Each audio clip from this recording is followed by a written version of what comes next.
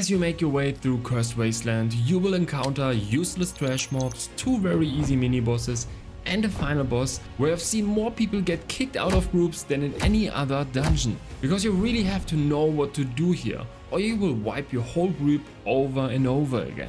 If you don't want to be the guy who gets kicked out of the party, let me show you just in 5 minutes what you have to do in this dungeon. Alright, let's start. So as soon as you're level 50, you will have access to 6 tier 1 dungeons, and one of them is Cursed Wasteland. Let's start with some basic information about the dungeon. You will notice yellow lights everywhere in the dungeon. You should avoid stepping into these lights as they deal significant damage and will also stun you.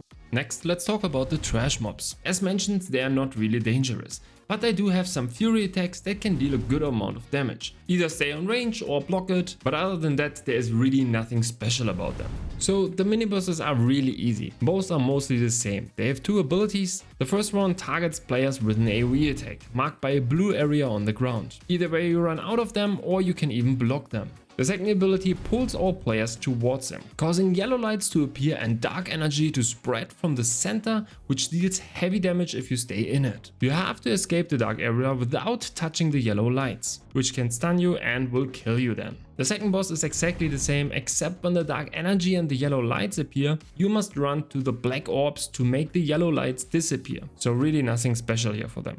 Let's move to the final boss. As you can see, the arena is divided by yellow lights into 3 different areas. The yellow lights we will call here gates, and these 3 areas we will call area 1, 2 and 3. Typically the tank stays in area 1, while the rest of the group stays in area 2. So first of all, the boss cannot move. The tank always needs to stay close to the boss, otherwise he will do always AoE range attacks. So the boss' first ability is pretty straightforward. He respawns small purple AoEs under players. Nothing too dramatic, just move out of it and you are good. Now here's where things get interesting. From time to time a red orb will spawn over a random head over a player. After 5 seconds this orb will disappear over the player's head. But shortly after, a huge black hole will appear right where the player was the same time the orb disappeared. If you get close to it, the black hole pulls you in and deals heavy damage. So here's what you need to do. When you see the red orb over your head, run to the edge of the arena. Once the orb disappears from your head, run back to your team. While you move back to your team, behind the black hole will appear. Just make sure that no one else is standing near you when you drop this orb. Okay, now for the boss' most important ability. The one you really need to be ready for and understand. It all starts when a purple orb appears over one player's head, usually shortly after the red orb. When this happens, the boss will start channeling an attack on that player. Additionally, for the next 8 seconds, no matter where you go, he is watching you and following you with his eyes. After those 8 seconds, the boss locks in his position. So you will know when this happens because he will really light up purple. And then he unleashes a devastating purple breath attack that chases the player with the purple orb.